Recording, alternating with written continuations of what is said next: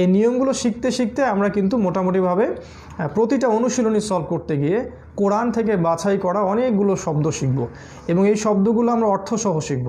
তাহলে যেটা হবে আমাদের তিলাওয়াত হয়ে যাবে, আমাদের অর্থটাও শেখা হয়ে যাবে এবং সবচেয়ে বড় কথা হচ্ছে কোরআনের ওয়ার্ডসগুলোর সাথে আমরা পরিচিত হয়ে যাব। যখন কোরআন আমরা ধরব তখন ইনশাআল্লাহ আমাদের কাছে এই শব্দগুলো নতুন বলে মনে হবে না, মনে হবে আমি শব্দগুলো আগেও পড়েছি, এগুলোর সাথে আমি পরিচিত আছি। সো এটা হচ্ছে এই কোর্সের সবচেয়ে মজার ব্যাপার এবং সবচেয়ে ইনোভেটিভ একটা ব্যাপার যে প্রতিটা লেসন কভার করতে গিয়ে কোরআন থেকে বাছাই করা শব্দগুলো আনা হয়েছে, যাতে করে একজন ব্যক্তি কোরআন তেলাওয়াত শিখতে শিখতেই কোরআনের শব্দগুলো শিখে ফেলে অর্থসহ। এটা সবচেয়ে বড় কথা। তো এইটা অন্য কোনো কোর্সে আমি পাইনি, দ্যাট ইজ ওয়াই আমি এই কোর্সটাকে সাজেস্ট করেছি। তো আমরা আমাদের বইয়ের পড়ায় চলে যাচ্ছি ইনশাআল্লাহ। আমরা পড়া শুরু করব মূলত পৃষ্ঠা নাম্বার 10 থেকে। আমরা যারা বইটার ইমেজ নিয়েছেন তারা দেখবেন পৃষ্ঠা নাম্বার 10-এর মধ্যে আপনারা এটা পরে মিলিয়ে নেবেন। আমি ক্লাস শেষ হলে আপনারা ভিডিও দেখে দেখে ইমেজ দেখে দেখে আপনারা ওটা মিলিয়ে নেবেন ইনশাআল্লাহ। তো আর যেহেতু আমি ফ্রন্ট ক্যামেরায় লাইভ নিচ্ছি, তাই আমি যদি এইভাবে দেখাই তাহলে আপনাদের হয়তো উল্টা দেখা যাবে, আমার তো তাই মনে হচ্ছে। যদি আমি এইভাবে দেখাই তাহলে উল্টা ইমেজ আসবে, এই জন্যে অনেক কিছু হয়তো বুঝে আসবে না। এই জন্যে আমি পেজ নাম্বার বলে দিচ্ছি, আপনারা ইমেজগুলো ডাউনলোড করে নিয়ে সেখান থেকে মিলিয়ে দেখতে পারবেন, তাহলে ইজি হবে ইনশাআল্লাহ জিনিসটা। তো 10 পৃষ্ঠা থেকে আমরা পড়া শুরু করছি আলহামদুলিল্লাহ। আমরা পড়া শুরু করার আগে সবাই চেষ্টা করব যে অজু যেন করে নেই, কারণ আমার সাজেশন হচ্ছে যে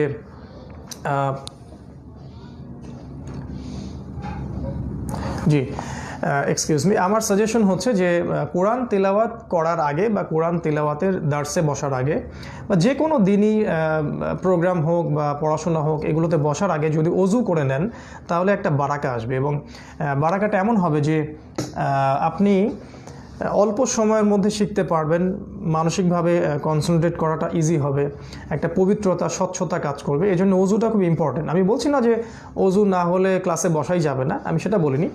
আমি বলছি অজুটা খুব ইম্পর্টেন্ট জিনিস, কোরআনের সাথে সম্পর্কিত বিষয়। আর সেকেন্ড বিষয় হচ্ছে যদি মিসওয়াক করতে পারি আমরা কোরআনের ক্লাস বা কোরআন চর্চা করার সময়, আমরা যদি মিসওয়াক এবং অজুটা করতে পারি তাহলে দেখবেন যে অনেক ইজিলি আপনি পড়াগুলোকে গ্র্যাব করতে পারবেন, হিপস করতে পারবেন, মুখস্থ হয়ে যাবে ইনশাআল্লাহ তাআলা। তো এটা আমার সাজেশন থাকবে যে আমরা অজু এবং মিসওয়াকটাকে গুরুত্ব দেব ইনশাআল্লাহ আযজা ওয়া জাল। তো 10 পৃষ্ঠায় গিয়ে দেখবেন যে 10 পৃষ্ঠায় প্রথমত মাত্র 2টা অক্ষর দেয়া আছে।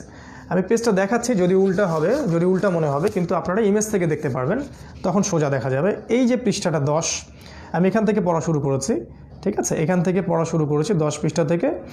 এই 10 পৃষ্ঠায় প্রথমত 2টা অক্ষর দিয়ে ক্লাস শুরু হয়েছে। এই অক্ষর দুটা হচ্ছে, প্রথমটা হচ্ছে বা।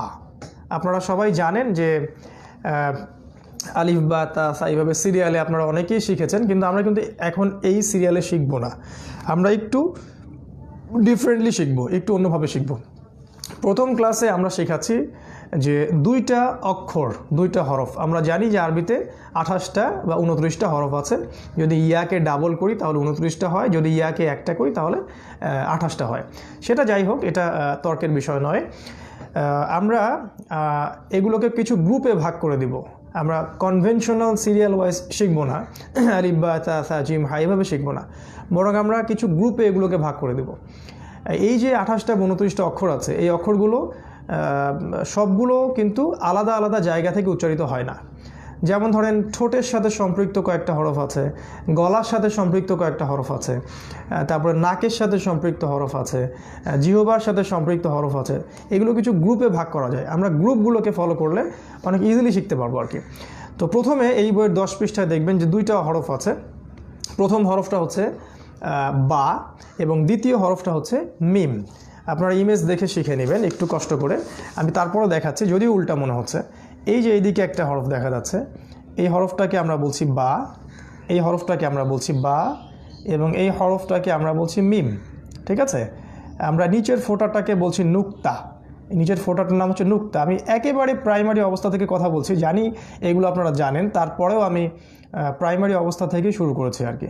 অনেকে হয়তো জানেন না, তাদের জন্যে নিচের এই ফোঁটাটার নাম, ডটসটার নাম হচ্ছে নুক্তা, ঠিক আছে, এটা মনে রাখবেন। তো আমরা প্রথম শিখলাম একটা হরফ, সেটা হলো বা, এবং বা এর নিচে একটা নুক্তা থাকবে।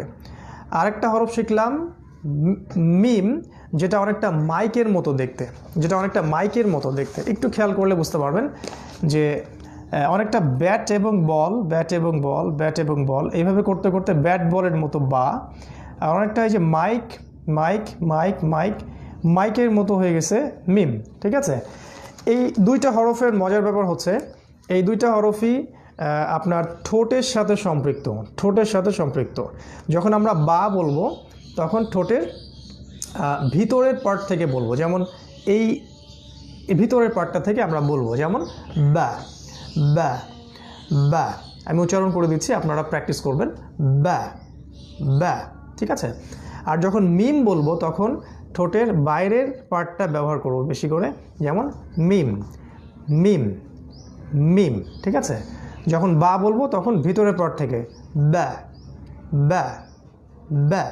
আর যখন মিম বলছি তখন